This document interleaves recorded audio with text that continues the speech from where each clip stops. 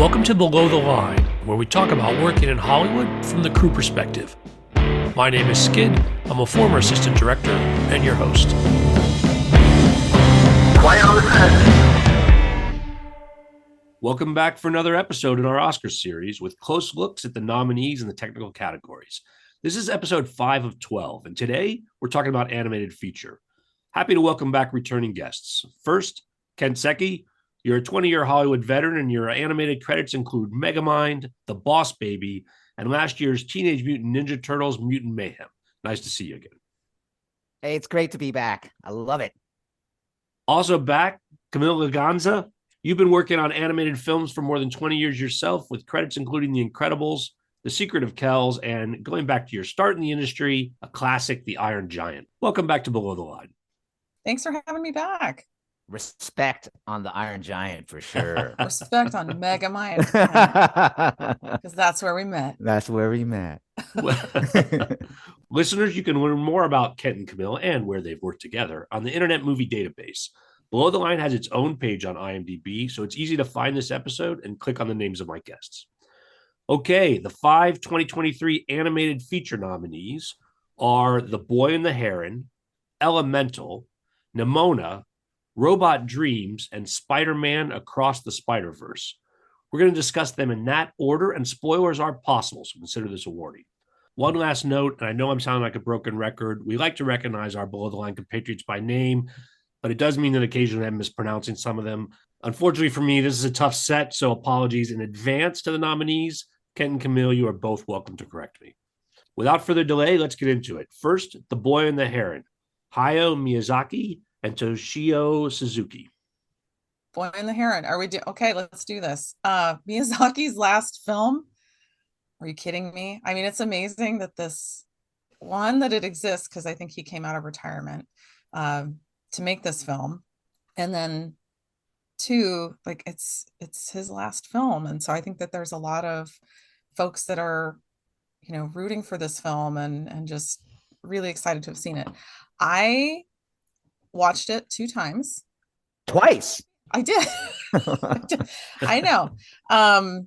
Because I felt like I was watching this like Miyazaki fever dream. And I don't know how you felt, Kent, when you were watching it, but it was just it's so interesting, but there's so much in it. And it's so bizarre. It is a bizarre movie. It is like bizarre, and I say this in all the right ways. It is bizarre. And that's not a knock against it either. I mean, it's classic Miyazaki, right? It's this world building, it's time traveling in a weird sort of way, and it has a lot of crazy symbolism. There's the child building blocks that create the world that they go into.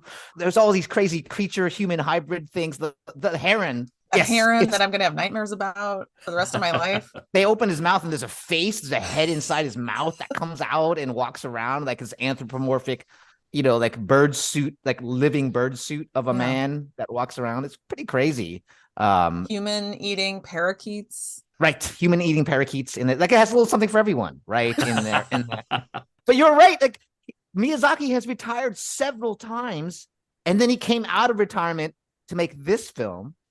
Right, that's insane. Like he's retired more than like any sports star, that's any aging athlete that needs one more win. He keeps coming back, and this one was a hit. And he's like the Michael Jordan of animation. I mean, he's so beloved. Yes, like he's been around forever. Like so many classic films. Yeah, he made the breakthrough in the Oscars. He won the Oscar for Spirited Away in 2003 for Best Animated Feature. Yeah.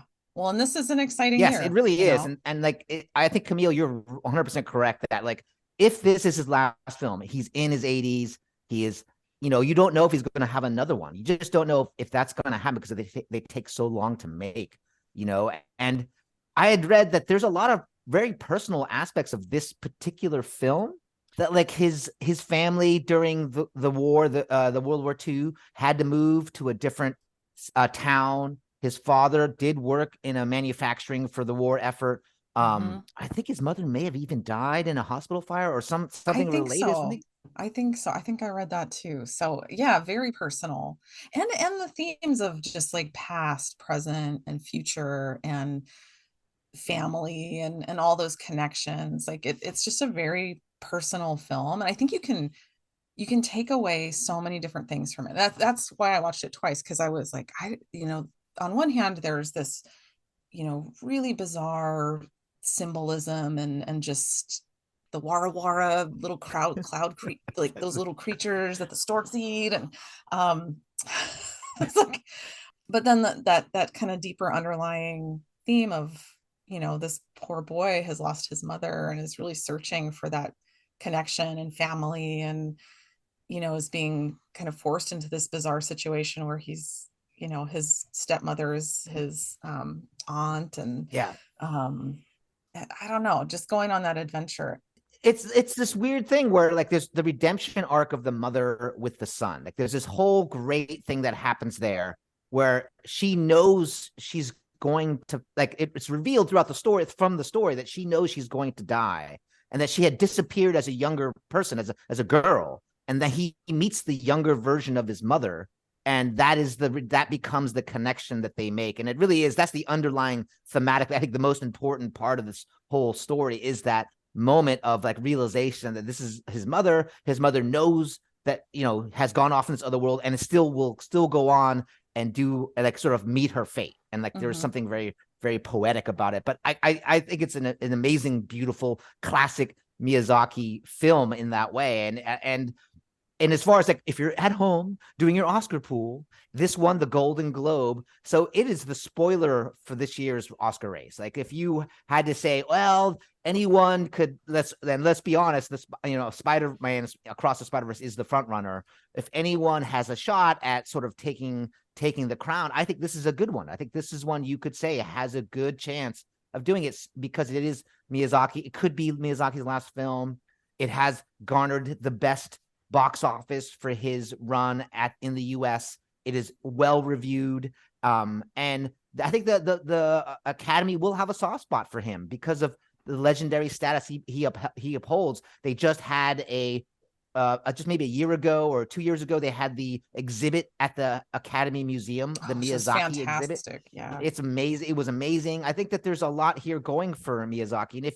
And if you haven't seen the film, like, it is a good example of the fantasy or fantastical anime style. Like it's really that kind of film. There were two that were sort of front runners for getting the nomination. It was Suzume and this one did get it. Suzume did not, but this is a great example of that for anyone who's sort of looking at anime as far as something to watch. It's a different kind of animated film content, and it is the representative of anime in this year's collection of nominees.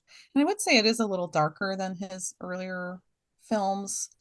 I think just with tonally with the themes of death and kind of coming back. But I think I enjoyed it. I think you saw it twice, so you must know. But I love Miyazaki, and I do think that you can take so many things away from this film just because there is so much going on and there's so much packed into it. And I think probably no matter where you are in your life, you probably take something else away from it, because I think there's just a lot of really beautiful nuances. But yeah, I am going to have nightmares about the stork man and those parakeets. I will. No, it's there. It's there. Happening. It's happening. Yeah, no, it's happening. Like for sure. But it's a beautiful movie. Absolutely beautiful film. I saw this in the theater because it wasn't available for streaming, at least at what I had available.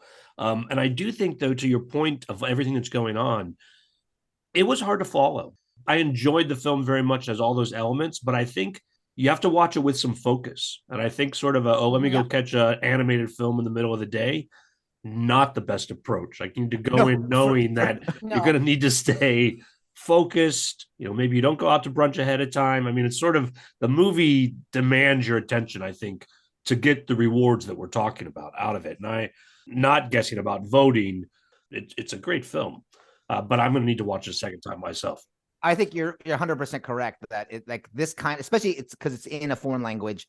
And even if you do watch it with the English version, the dubbed version, it's still, there's a lot to unpack in the film, and it's very deep. So Yeah. as far as like its symbolism and what things mean, and just to follow the story, because it's so much world traversing, the crazy, world that they go into that's in this castle is so fantastical that it's hard to understand. Like there's a point at which there's these literally kids blocks that start to collapse, and then the world starts to collapse, and you have to understand what, you have to fully understand, but you have to sort of be like, oh, there's a cause and effect relationship here that's super important. And the idea of responsibility and duty, and whether or not you do the thing that like would change your life. There's a lot of things in there that are hard to sort of comprehend in a way. Yeah. So if you watch it at home, you really have to just sit there and watch it. Like you can't get up.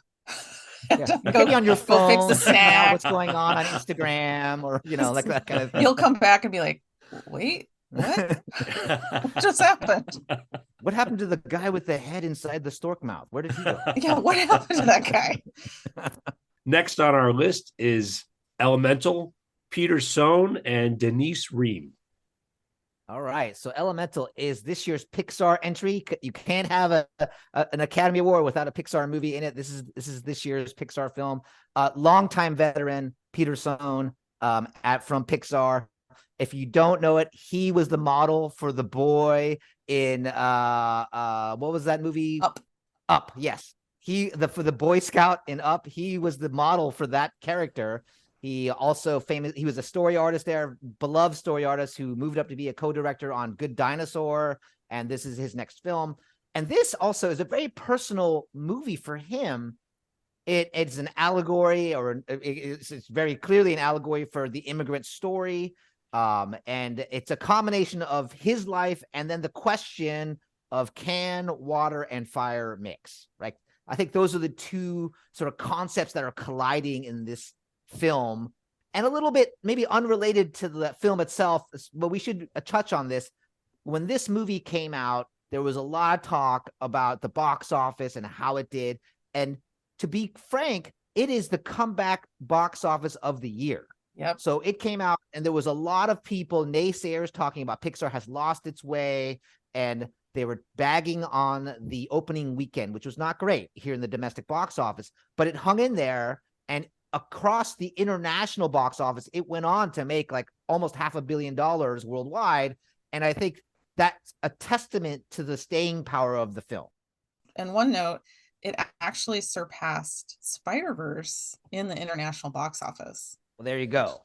So that tells you the international appeal of this story that Peter Sohn has told. And I think it's a redemption for him and for a lot of people. The other thing I want to point out is, of every animated film that came out after the pandemic, this has done the best of any original animated film. The rest of the films that may have done better box office wise were all sequels or franchises. So that tells you something about the changing demographic or the changing tastes of, and how challenged the animated feature film box office is. And people lament that there are not enough original content or original, features out there. This is an original feature. And so I think it says a lot that even though it was maybe not maligned is too strong a word, but it was downplayed when it first came out, but it hung in there, and it has, come out and done well, and kudos to the men and women who worked on this film and hung in there with it. And it's great that it has done well. And beyond that, it is a fantastic movie to watch. It is a lot of the Pixar magic is there. I think it should be pointed out that one of the things about Pixar that's amazing is their technical prowess. And to imagine 10 years ago that there would be a movie where the two main characters are simulated characters, meaning that they have to be not only keyframe animated, but on top of that, there has to be a physics-based simulation run. That means that the computer's calculating how to sort of deform their characteristics. And the whole movie is phenomenal and is an achievement. So when I say that, the main character, Ember, is fire. And so literally every frame is moving of that character. And on top of the emotion and the actual acting, there's this other thing happening that has to work in concert with that. And then her love interest, Wade, is water, which also has to be simulated. Every time that character moves, the water has to react and move in the same way that water. So you buy that these characters are made out of fire and water. So that's amazing to me, that achievement, and should be noted for our viewers that, like, watch it. When you watch that film, notice how you can, one, see the acting of those characters, but two, are always aware of what they are made out of. And like, that is the classic Pixar thing, to be able to do that. It is such Pixar magic that you don't even think about that when you're watching it. Like, it is so well done, and those characters are just so well designed and fit completely into that world that they've created for Elemental. So I just think, kudos to that whole crew, because that is a big world that they built. And I think it took 7 years. I think you're right. I think 7 years to actually come to fruition. Like, there was that much development that went into it, that long a time before they felt they were ready. The tools were ready to make the movie itself. And that's one thing about animated films that's maybe more unique to anime, is the long development time and production time. So most films are just a couple of years, sometimes even just less than a year to make. These things take, we're talking, almost a decade here to make this film. And the decision to make it has to take that long, has to be made that far. You have to imagine in the future what people will want to see from a financial standpoint. Like, oh, we're making this investment and we believe it'll pay off in the future. I think that Pixar, in its most recent incarnation, has really shifted toward these more personal stories. If ever since Soul, like if you look at Luca turning red in this film, those filmmakers are really telling stories that are based in some part in their own life. And not just like metaphorically or allegorically. There's something there that I think they are really grabbing onto. And it's a shift. It's a shift that I've noticed over the last few years with Pixar.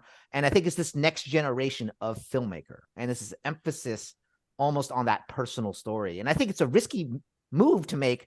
And I'm not saying it in a bad way. I'm saying it's a risky move that's interesting to me, that is, and it may not be conscious. It just may be the voices of the new generation of Pixar directors and filmmakers that's sort of going on. Although you could argue Peter Sohn has been at Pixar for a long time, but this is his second feature. Yeah. And this is such a personal story for him. And if you have a chance to watch the making of Elemental on Disney Plus, like, it's just fantastic, because he really takes the viewer back home and to his father's store, that he ran, and his dad had a hot dog cart, and so just hearing the story of his own life and his childhood, and even meeting his wife, and just kind of those personal things that have been infused into Elemental. Like, there is so much of him in this story.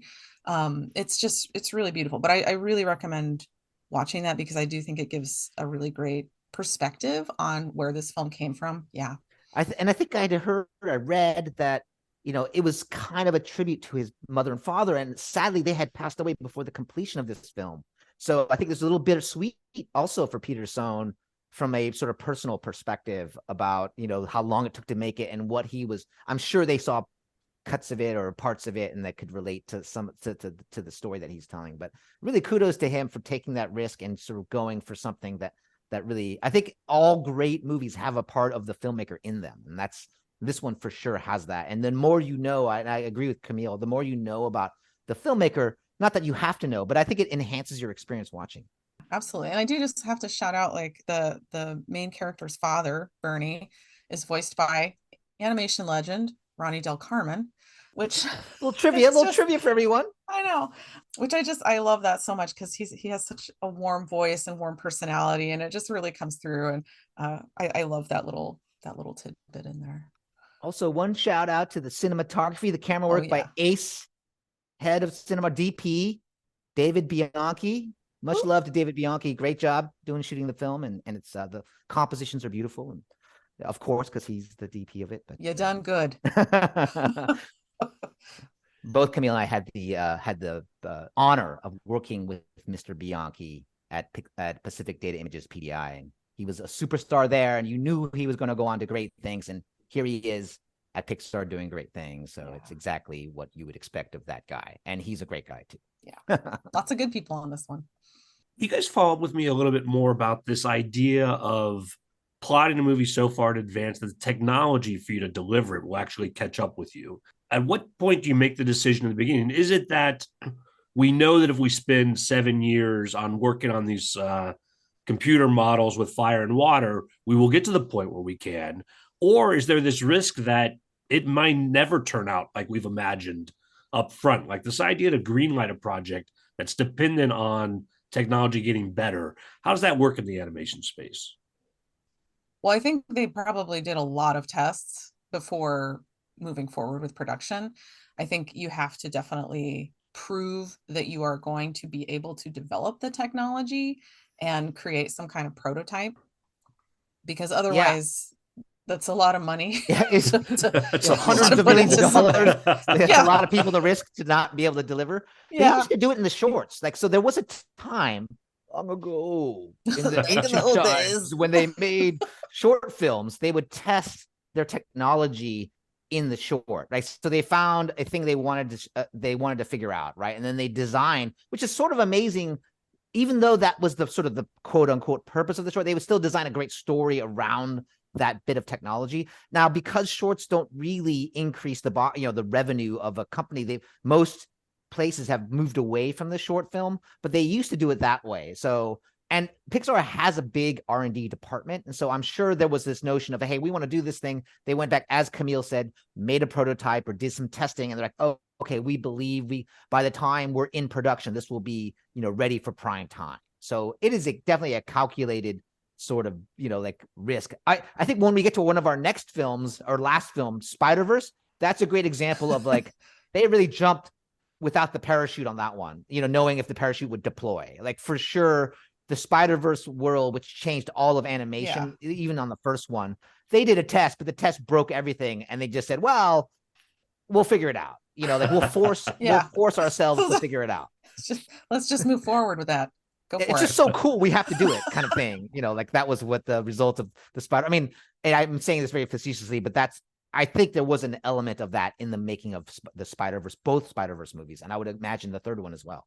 Well, the look of it is just so different because Elemental is very polished, and they have to have those like perfect renders for the fire and the water, and it has to work. And yeah, I can just imagine all of the tests that went into that, and just years of building. I mean, even something as simple as making a character out of water. Like think about how the light has to react. And you look, the character is completely transparent. And when you look through that character, it's not just transparent. The light refracts, meaning that the light bends as it goes through. So the image you see on the opposite side of the character is warped. And that warping has to be physically accurate, which requires incredible amounts of computation. They call it ray tracing, but the number of bounces that the ray takes, causes this thing to happen. And of course, technology has improved over time, but still, it is not a simple calculation to make. All right.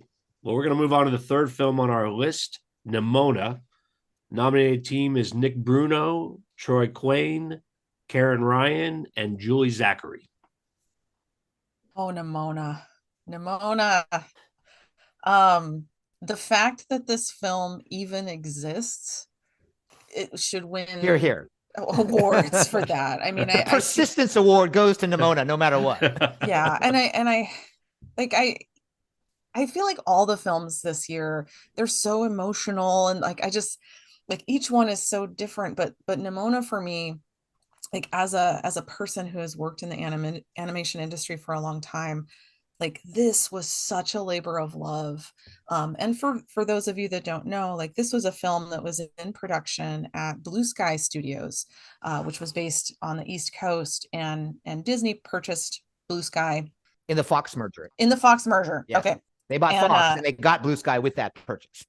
Right. But then they decided to shut Blue Sky down.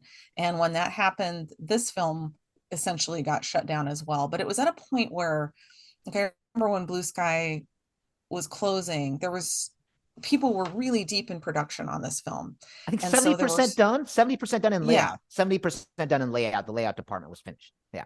And so there was a lot of heartbreak that, people had put so much time and love into this film, and it was different and just had this, very beautiful story that wasn't going to be told.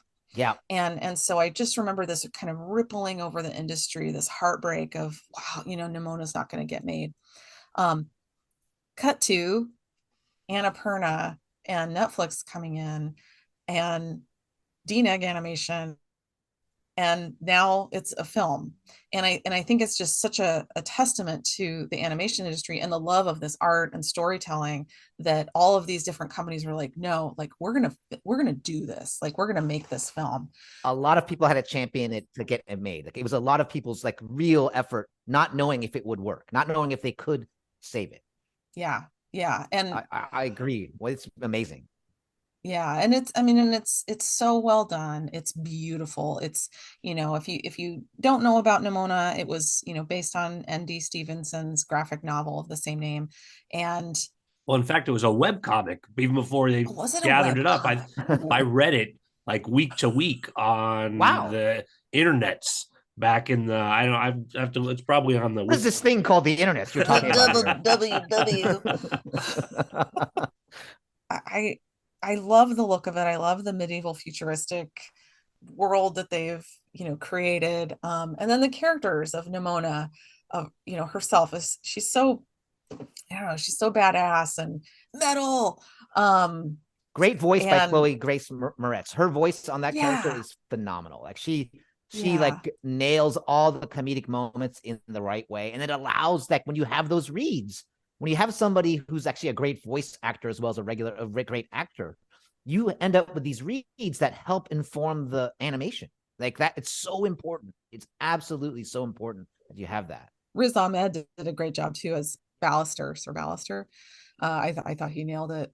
But I think, as a film that has, LGBTQ themes in it, but that it's just there. It's just there. I think that's what's great about it. It's just part of the story, right? So this has been in the news a lot lately. It's hard to ignore the cultural war about these kinds of things. But like the fact is, it's just part of the story, and it's not the main part of the story. It's not something that is like, but it's just part of the story and it feels organic to what's happening. And I think that's a great way to sort of do it. And it's one that is well done. It's super well done, and it feels authentic. You care about these characters. You want there to be a resolution in the relationships. It's a beautiful movie. And I think there is some irony, and there was talk about this, that if Disney had held on to Blue Sky, that by the time this movie had come out, it would be changed. Yeah. The studio has a lot of influence. The overriding parent studio has a lot of influence over the final product, the final film. You're constantly getting notes from the studio. They're testing the movie. There's all these things. And especially at the bigger studios like Disney or DreamWorks or Pixar, there's a lot of testing of these movies that happens. And when things are controversial, and right now it's not a great time to be, for whatever reason, not a great time to be controversial and feel like you can come out and say something. Yeah. I think in some ways it had to leave Disney to come out in the way that it did. So it's this weird thing where you get to the end and the movie comes out and you're like, well, it could only have gone that way for this movie to turn out the way that it did. The original director was Patrick Osborne. He came from Disney. He did the short film that won the Oscar called Feast. It's about a little dog who wants to eat some food, and it's a beautiful a little short. And the look of this film is somewhat it's influenced by that.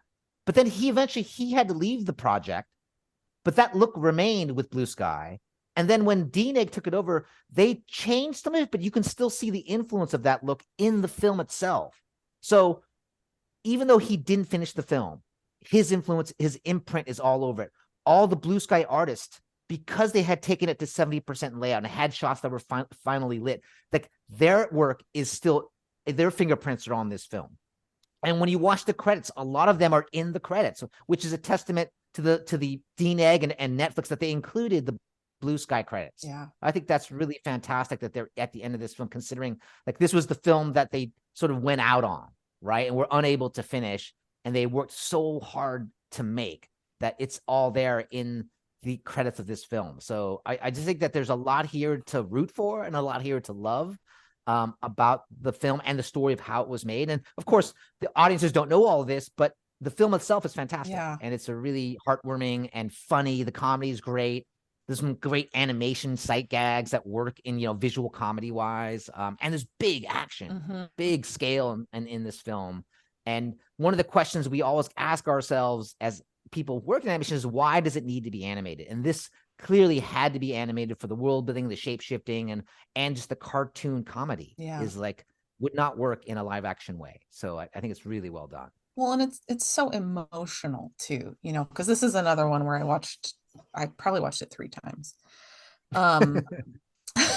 Just so one more. Wow. I think you win the prize for how many times you watched with these animated films. I mean, the first time I was like, oh my gosh, it's Nimona, yay. And then, I wanted to kind of refresh my mind. And so I watched it a couple days ago again. And it just, it's funny because a couple years ago, I met this storyboard artist who was like, I love telling stories that like bring you in and then punch you in the gut.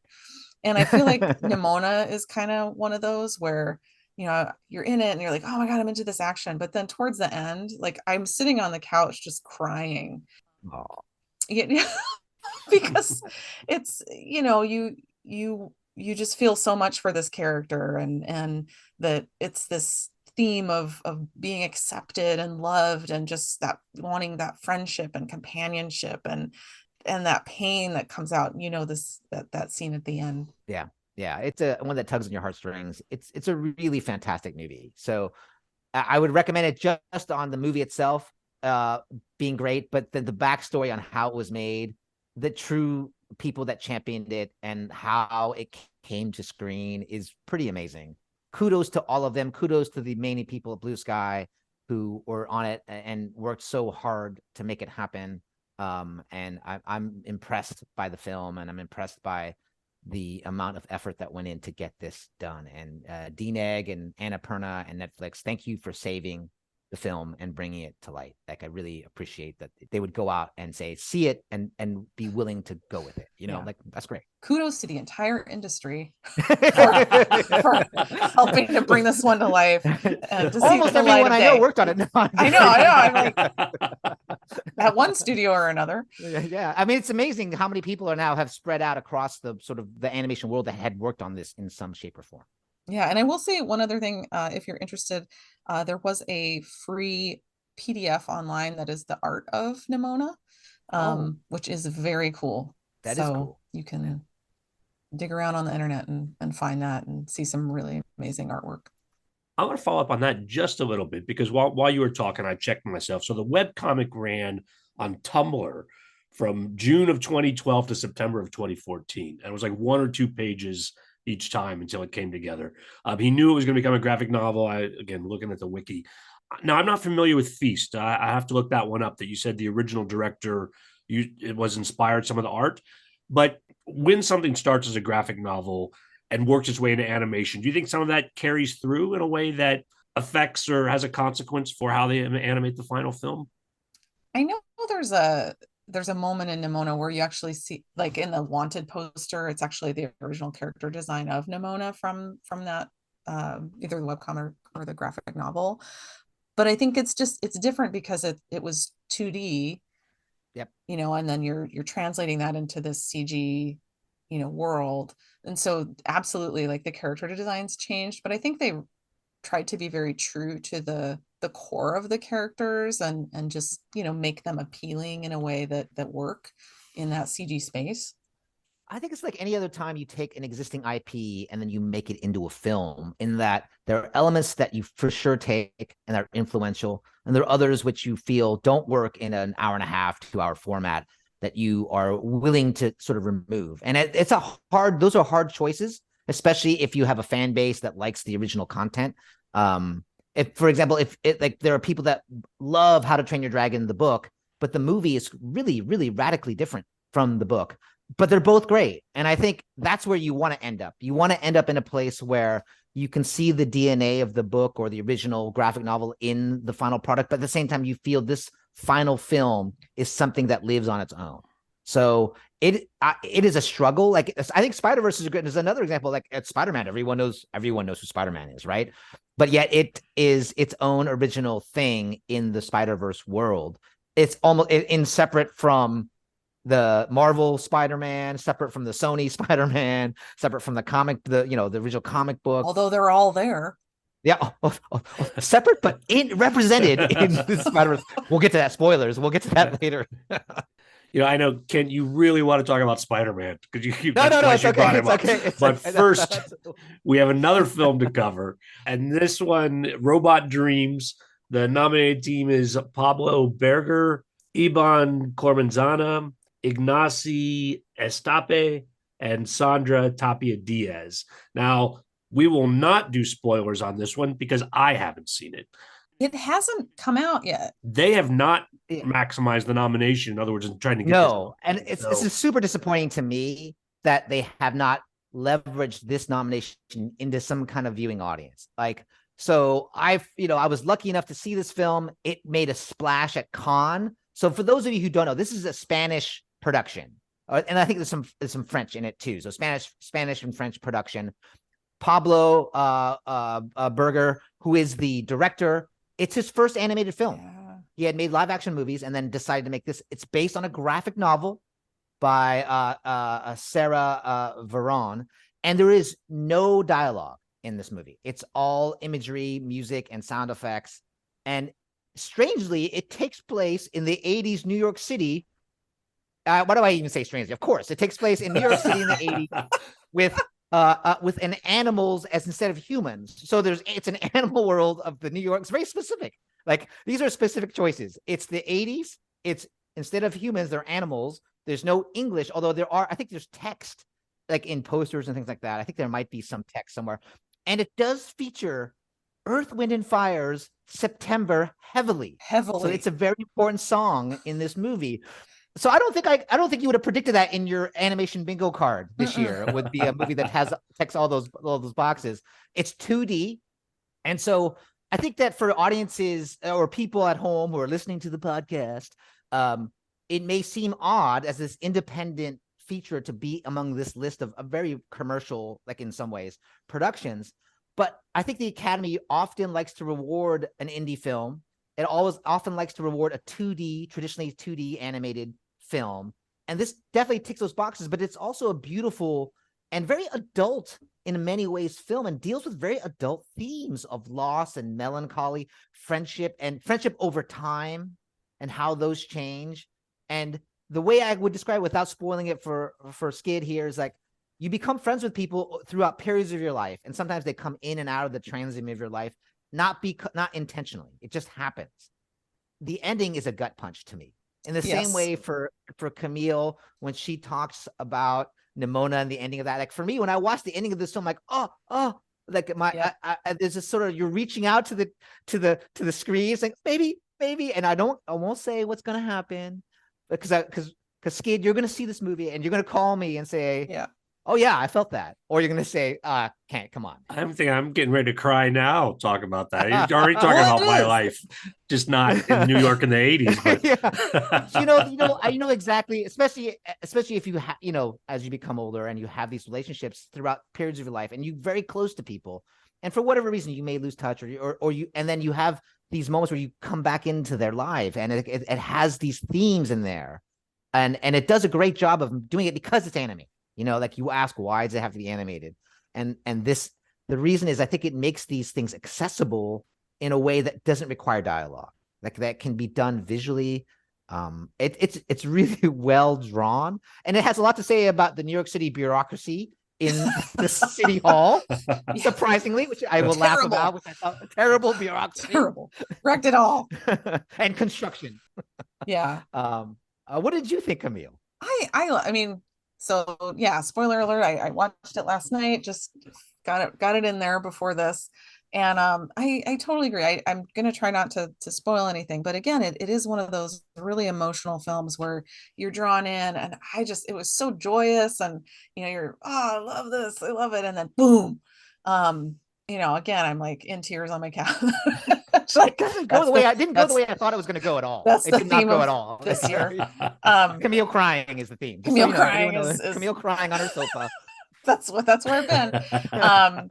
But it was beautiful. It was so well done, and I think that's just a testament to the animators you know, that created these characters, and just those simple smiles on these creatures, and just how much you feel, and how emotive they are on the screen. And you know, I think whether it's friendship, or I thought of like first love, you know, where, you know, for whatever reason, you know, that is what it is. But at the end, you're just kind of left with this feeling of wow, you know, I feel like I've been there, you know, I know what this feeling is.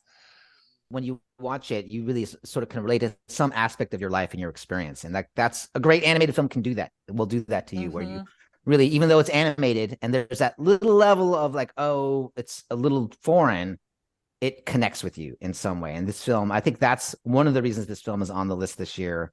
And I know that there may be people who are like sort of wondering, why did that movie make this? Like, if you see it, you won't wonder why. It's a beautiful movie. And it surprised me because I didn't know anything about it when I watched it. It was only after, and I was preparing for the podcast here, that I was doing the research about the history of it and say, oh, it was at Cannes, it had made a big splash.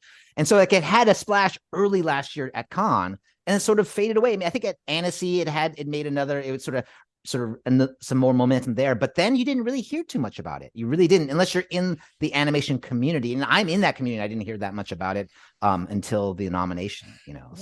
Yeah. So Yeah, same. I mean, I feel like that was kind of one of those, wow, what is that film? Yeah. Because there were so many animated films that came out last year that you know, they could have chose from, and the fact that Robot Dreams landed on the list was like, oh, what's that? But it hasn't been distributed in the US yet, so I think for most people, like, they just haven't seen it. So but it is absolutely worthwhile. It is beautiful, it is touching, and it has very human themes in it, you know, that you should watch it. despite having a dog and a robot as their main characters. There's a monkey in it, and there's like there's a raccoon. Some really mean anteaters that I don't like. Yeah. There's a duck in it. There's a little bit of this duck story that's like, whoa, what happened here? What? Huh? There's moments in there where you're like, oh, you really have a little box of tissues no. next to you. Oh no! Like, but it's great. It's great. It is. It's great. It's great.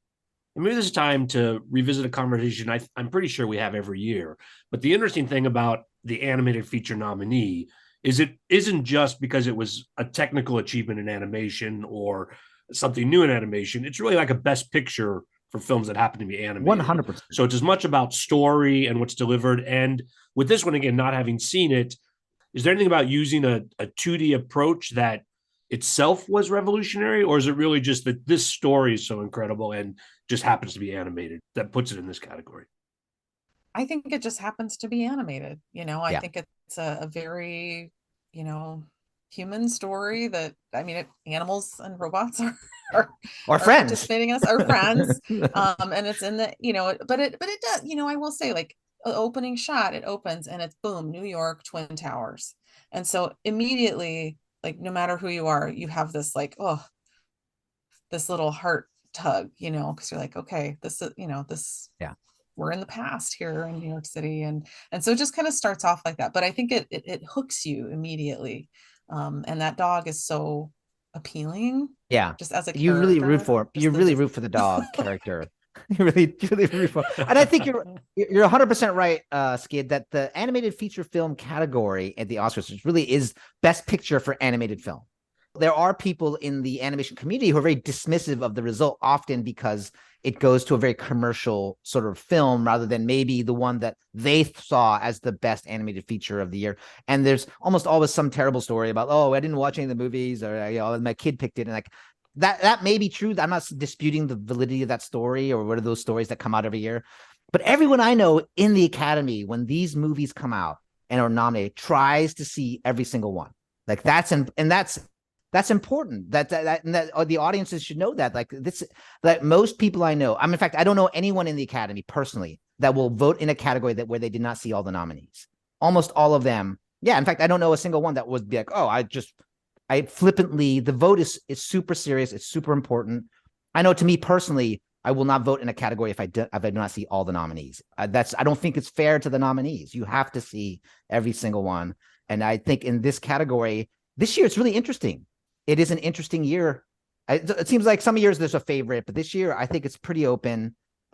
With one probably heavy hitter, which we're about to talk about, which I'm obsessed with, as Skid has sort of seen on Shem Saber form. But at the same time, I think it was a great year for animated films in that it wasn't a year where like there was a huge front runner, or there was, and then there's all these other films are there too that are really deserving of being looked at. They all have something really special. They're all very different, but they're all just wonderful films. And there were also wonderful films that weren't, nominated in this category. And just as a category, it is something that I think is still, controversial in the animation community, because animation is film. And so why is there a separate category versus, having it be just included in the rest of the live action films? But I think it's nice to have it as a category too, because then people recognize these films, because they do take so long and they do take years and years of people's lives to create. And I think to celebrate that is really important. I think it's good to have its own category. Actually, I'm pro the category, because I think if you don't, then so many get ignored. Mm-hmm. But by having the category, it draws a spotlight onto these kinds of movies that, if you don't know any better, you may be dismissive about, especially in the United States, you may be dismissive about these films. But the fact is, they are sophisticated films that tell stories that can not just be the big knock is everyone thinks animated films are kids' stories. Like, they don't have to be kids' stories. Just because a movie's animated doesn't have to fulfill that or check that box.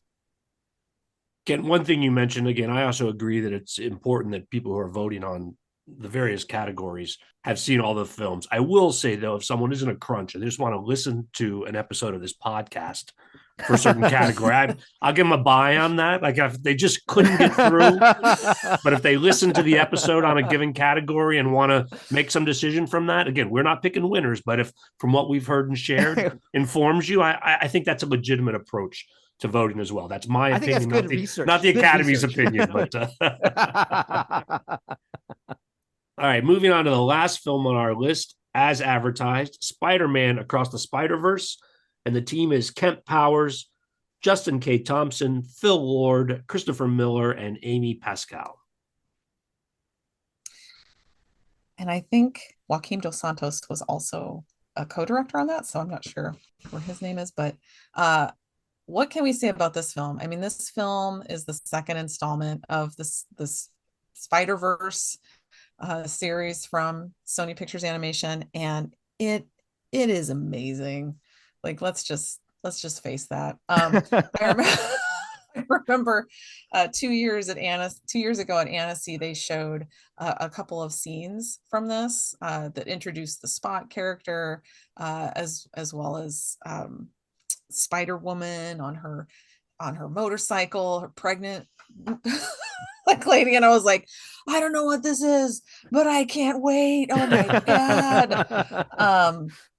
And then Hobie too. So the punk. I mean, Spider-Punk steals the show, right? I mean, let's really be honest. He's like, yeah, I know. Well, like coolest animated character of all time, Spider-Punk. I don't know. Let's just say it. I loved the first one. I absolutely loved this one, and I cannot wait for the third installment. Well, this one ends on a cliffhanger, so really can't wait. I really cannot wait. But I just think, again, like Sony Pictures Animation, they broke everything to put this thing together. Yeah. And they broke it again to make this one. And they broke it again to create all these amazing, universes that have very distinct artistic styles. And I just think it's so different, and it has influenced the industry so much. It's so good. I can't even. But it's one of those things where you watch it, and I think for people who might not like animation for whatever reason, like it might take a minute to kind of settle in and kind of understand the visual language of these films, because it is so different.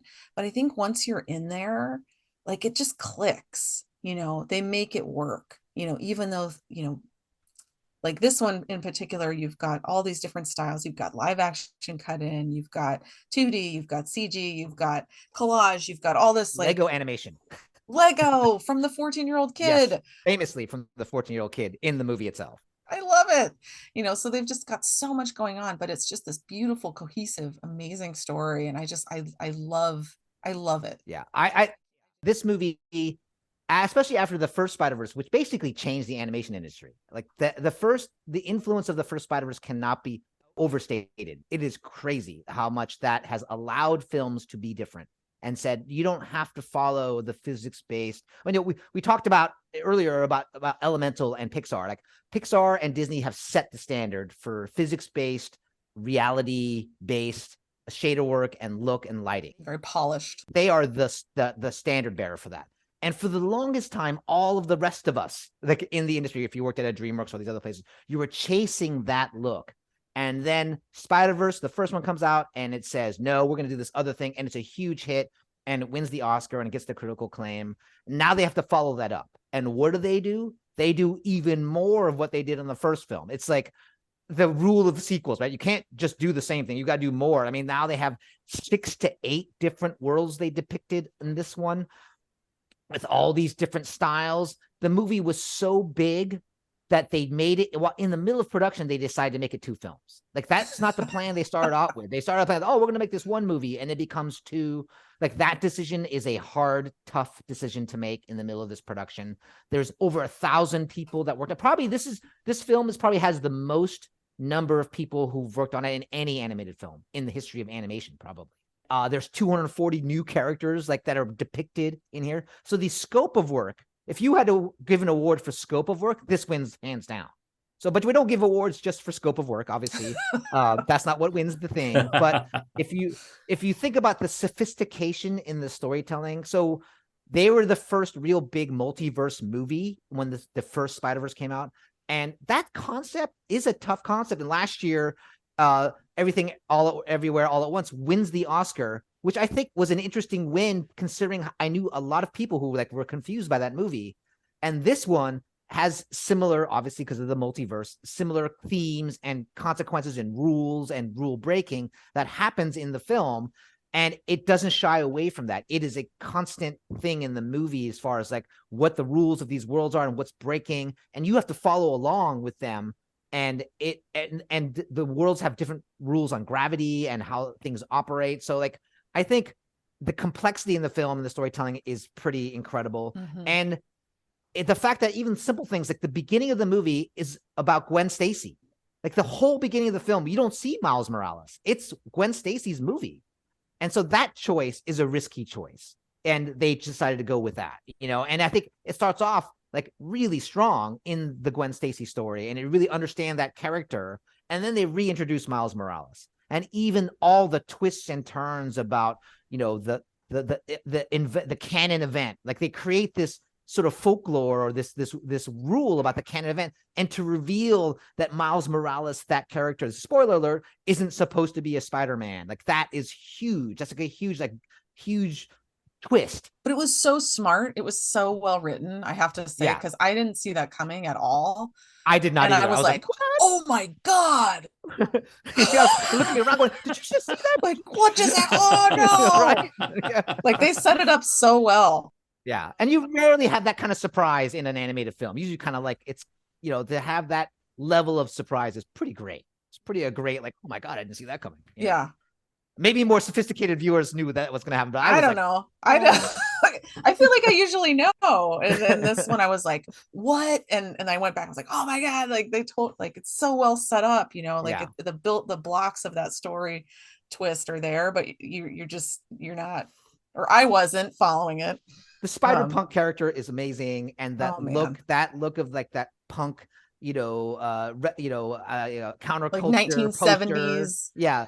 UK zine. World. Yeah. Zine look is fantastic. It's just something that you have never seen in an animated film. You're like, wow, they really went for it 100%. And then even at the very end, when there's that whole setup of like, oh, Miles going back to his universe, but there's like, I remember watching going, wait a minute, is he going to the right place? And then they reveal he didn't go to the right place, even though you think he did. And the sort of switcheroo on the ending with Gwen Stacy going to his universe and not seeing him there. And then the whole reveal is fantastic, and the choice to end on a cliffhanger, very controversial. I'm sure for a lot of people, and I read things online that some people didn't really like it, but I think they did it well enough where you're excited about the new one, the next one, but it's not all of a downer because you feel Gwen Stacy has rallied the troops and that you can't wait to see them. It's almost like Empire, right? Empire Strikes Back. I say Empire because the audience is going to know what I'm talking about. Empire Strikes Back, the ending of that film, like they're going to get Han, right? Like you have this sense like they're on a mission. It's similar in that setup of Empire Strikes Back, which some consider the best Star Wars movie of that trilogy, right? Like in terms of like how it was made and what it does. And I thought the movie was fantastic. It should be also noted from a technical standpoint that the visual effects of this film, meaning all the Sims and all the world building, was in the short list for both the BAFTAs and for the Oscars. Mike Lasker, the VFX supervisor, fantastic VFX supervisor, getting a lot of kudos, rightfully so, because of the complexity of this film and managing that complexity across the studio and making sure they could land that plane. I mean, I can't even imagine. I mean, usually I can look at a movie and like, oh, I think they did it this way, and this is how I would do this, and like to have all of those worlds and all those art styles and to like manage it to complete on time. And like, I know Mike, he's a great guy. He would treat people well. Just to be able to tick all those boxes and be a great soup and be creatively still awesome. It's not an easy thing to do at all. In fact, the level of difficulty is off the charts, and kudos to him and his team. I'm just thinking of like from the production standpoint, tracking all of the different assets and style, like how, like how did they do that? And I think that's why they needed to have 3 co-directors. Like, so if you really, sometimes people who don't come from animation, well, how can you have 3 co-directors? Why would you do they do any, like, I know that people say these things, but the fact is you have Kemp Powers, who comes with the writing chops, co-director of Soul, co-writer of Soul. So he comes in with a great voice. You have Joaquin dos Santos from Story, who's like a storyboard artist and who can draw and like quickly, mock up sequences and changes in shots. And you have Justin K. Thompson, who was the production designer from the first film on this one, representing the art style with so many worlds. Like all these people coalesce to represent these different disciplines so that they can be represented in the film, that the choices that are made together are right. And you also, of course, Phil Lord and Chris Miller, legendary sort of producer director duo working on this. And they cannot be discounted in sort of the making of this film. Like those 5 people together made this film. Veteran animation editor Mike Andrews on the film. And what he did with editing is, if you watch the opening sequence alone, the cutting with the music with Gwen Stacy playing the drums is a tour de force. It's actually fantastic, and so that editing is so good, So I think there's a lot of people on this film working at the highest levels to produce this content, this movie, this magnum opus that's too big for one film. And I mean, can you imagine if they had tried to fit all of this into just one film? I mean, it would be terrible. It would be awful. It would be like this unwatchable mess of like, what's happening? Who's what? Like, no, like who would you like? Think about this. If you were the filmmakers and you're like, okay, well, we have to shortchange people and make this a 2-hour or hour and a half movie. Let's fit it into 72 minutes. Yeah, let's get into the right size of the box so that we get enough views per day, and that way we'll make a lot of money. And we can't afford to make 2 movies. We'll make one. That's kind of nonsense. But we also don't know what the third movie is going to be. Like they might resolve all the good stuff in the very beginning of the third movie, and then it's waiting for Godot for an hour happy and a half. Yeah. It's like, oh, they could have probably tightened that up, but we don't know. All I'm thinking is, thank God they thought it was going to be one movie, because I don't want to wait 7 years while they decide to make a thing. Let's make a third movie on this. I mean, the space between the first and second weren't that long, right? Like it's only compressed time between those. Yet still, to your point, Camille, we're seeing an advance on the technique and I presume some of the technology as well to make these new worlds as new as they are in that short period of time.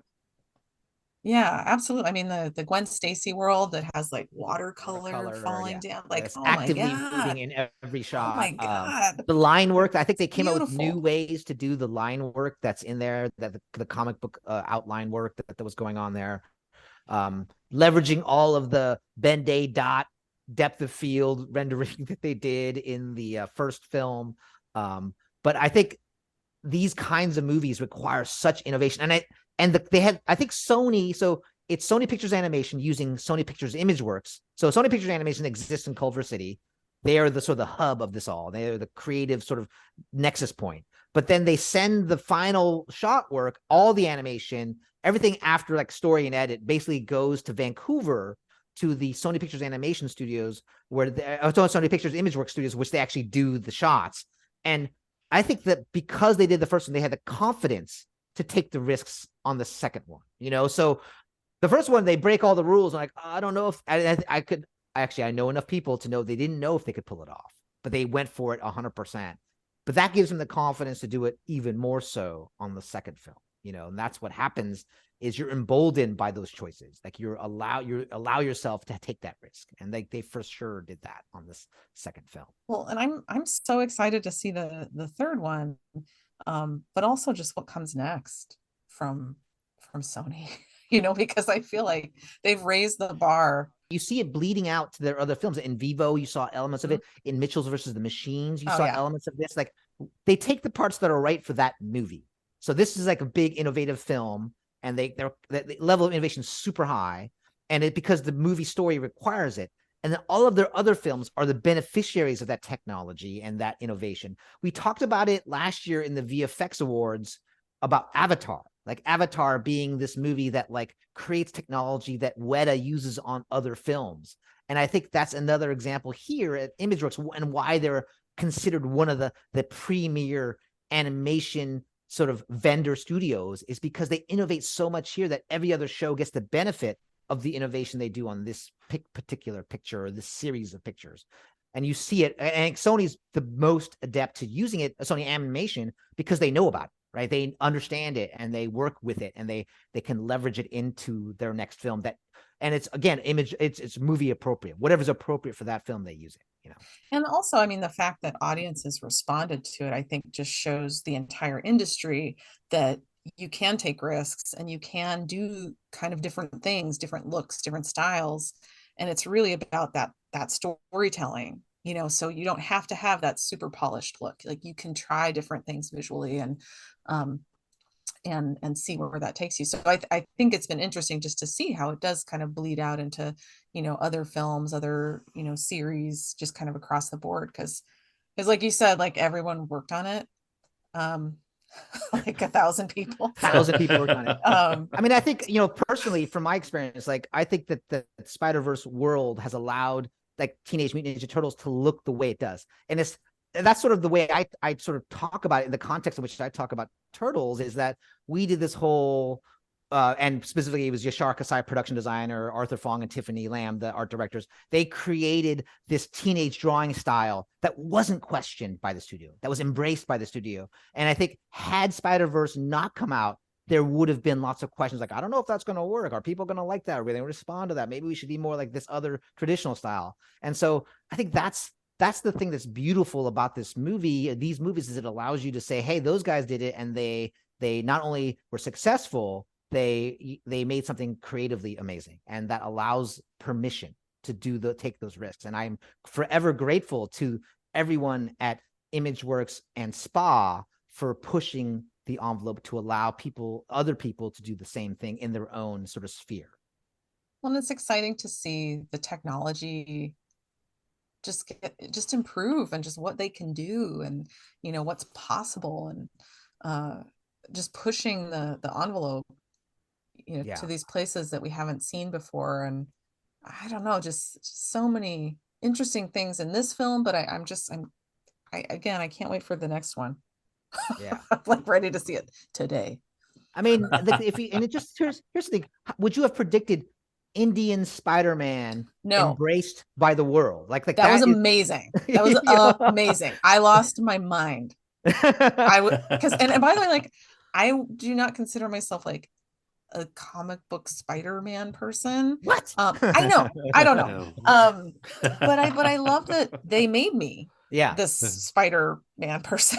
Because I mean, even at the end when it's all bananas with all the different Spider-Men and Spider-Women and Spider creatures, and that one moment where they're all pointing at each other, you. I was like, you're killing me. Yeah. Like you basically killed me. Camille's on the ground. She's on the ground. That's I am on the floor. Like, and I'm not crying. Yeah. Unlike every other film, I was. You're not crying. You're not crying on this one. So, you're just on the floor. You're prone. You're prone on the floor right now. I was like, oh no. That's how that one went. That's how. Oh no. Yeah. Oh no. When is the third one happening? I just love the personality of the Indian Spider-Man. That character was so charming and funny and overconfident and cocky in all the right ways. That just like was super funny. And I have an appreciation for the lift on these films and like and how difficult they are to make and then to manage and then all the stories about it. And I know there are other stories about sort of how it was made that maybe is somewhat derogatory, but the fact is it was all in service of making it the best movie possible. And I think that there's a relentlessness about the filmmakers and specifically Phil Lord and Chris Miller about like, we cannot be satisfied until we know we have done everything we can to make the best movie possible. And I appreciate that. I think that influenced the director of Teenage Mutant Ninja Turtles, Jeff Rowe, who worked with them on Mitchell's versus the Machines. And I saw it almost every day in sort of his approach to ensuring that Turtles was the best it could be. And I loved working for him because of that, because it afforded me permission to be that way and to question myself and to not be precious and to sort of look for the better thing that the film called for. And I think that's what you see in Spider-Verse is that relentless filmmaking. Yeah. Here. And I think these are films that, 20 years from now, all these people that have worked on it. I mean, this is one that you look back on and this is one of the best ones, I think, to have worked on, one of the series that just has changed something. It's a seminal film in the history of animation as far as like the first canon event. It's a canon event. The first one is a canon event in the history of animation in our universe. Before we move on, I want to revisit quickly, Camille, what you said earlier about Joaquim dos Santos not being recognized with the nomination list. And we won't go deep into it now, but the Academy has these somewhat arbitrary and completely arcane rules about who gets represented and how many representatives there can be. And that sort of stuff seems to have been in effect here. And I don't know, I wonder whether they'll revisit that, something like that, when someone who clearly is a big part of this is not on the nomination list, although we've recognized him here and hopefully pronounced his name right as well. I just feel badly for him because if you have the title of co-director, you are putting in the work. Like that is it, and especially on a film like this, where it requires so many people and such a high level of complexity. So my heart goes out to, I don't know him, Joaquim dos Santos, but I recognize you and I applaud your effort. And I think it's a shame. That's really what I can say about that.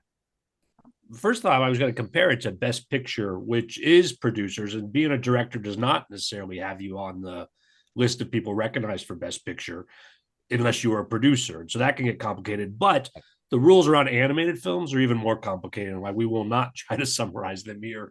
Listeners who are interested should do a Google search on that. But yeah, it was very complicated, but came up very quickly. You're not the only ones thinking about it. For us to move on, tell me, what other 2023 animated features might have earned a nomination in this category in an alternative universe? Thoughts? Well, I certainly think Teenage Mutant Ninja Turtles should have been nominated. Oh, thanks, Camille. I appreciate that. It was great. My list as well, Ken. And again, we did a really great in-depth podcast about it back when it was in theaters. And so folks, that was so much fun, Skid. We encourage folks to watch the movie and hear more about the behind the scenes. But I really enjoyed that film as well.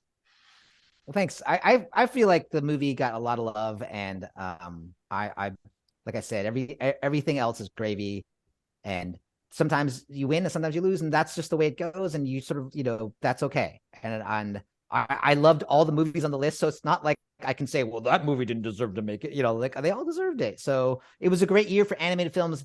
If you were like looking for something that was off, maybe not the usual, like you had the big blockbuster Spider-Verse, right? But like at the same time, you had these other films that maybe, you could miss if you didn't know about them. And I encourage everyone to see those films. A movie that I saw that surprised me was another Japanese anime called Blue Giant. and it's about jazz. It's a movie about, I'm not a jazz fan. I'm not a jazz hater, but I know nothing really about it except for I loved Whiplash and I thought that was amazing. But it's a movie about a musician who moves to Tokyo to become the greatest jazz musician, or the one he can be. And it surprised me because it has these moments where it goes into him playing, music, and it spins out in these beautiful interpretations of music through anime. And I just thought it was pretty great. And like I said, you don't have to be a jazz fan, because I am not, and to appreciate that film. And I thought it was great. Blue Giant. I would recommend seeing that film. I think it was really, really fantastic. If you want something that has an incredible look to it, The Peasants is an oil painted animated film by the same people that did Vincent, the one several years ago about Vincent van Gogh's life, where it was painted in the style of Vincent van Gogh.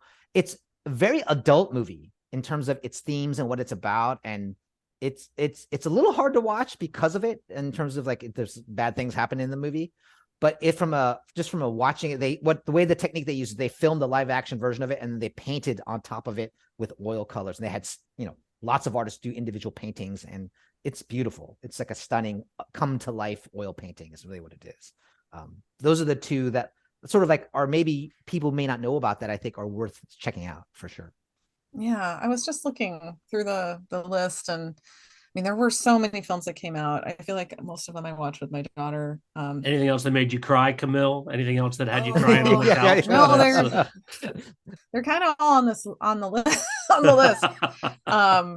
But we really enjoyed Chicken Run, Donna the Nugget. The sequel to the original Chicken Run, to the beloved Chicken Run. I'm kind of I love Aardman. I love stop motion animation, and I just think like the craft of it is so beautiful and well done. But that was a really beautiful one. One thing that I do want to mention that happened just maybe it was a week ago, which I'm very sad about, is that Mark Gustafson from Shadow Machine won the Best Animated Picture Award with Guillermo del Toro for Pinocchio, passed away suddenly and unexpectedly last week. An amazing, storied animator director, came from Will Vinton Studios, moved up, literally started sweeping the floors there, and then it's a great success story. Became the co-director on Pinocchio and started Shadow Machine. I think he was one of the founders of Shadow Machine. I actually met him in December. I got to fly out to Shadow Machine to do a presentation about turtles, and he could not have been more gracious or more kind and generous with his time. I got to see the sets from Pinocchio. It was great. But so when I saw that in the news, I was so saddened and shocked by it. And really, that's a real loss for the animation community, obviously for his family and friends and for Shadow Machine. And my heart goes out to all of them. Real loss there. Yeah, same. Well, I appreciate that shout out. On that note, guys, we're going to call it a wrap. Great having you guys both here once again. Thanks for having us. Yeah, thanks for bringing us back again. It was awesome to talk about these movies. Can't shut us up. We love it. I love it. Listeners, don't want to shut you up either. I always appreciate your feedback. You'll find my contact info at our website, below-the-line-one-word.biz. That's B-I-Z. If you enjoyed this episode, you're going to enjoy all the Oscar episodes, so please subscribe. We'll drop another one in 3 days' time. My closing credits, thanks to Curtis Five for our music and John Wan for our logo. The logo is available on t-shirts, mugs, and stickers at redbubble.com. To all of our listeners, I appreciate you. Please rate us wherever you get your podcasts and tell your friends. Thanks again from Below the Line.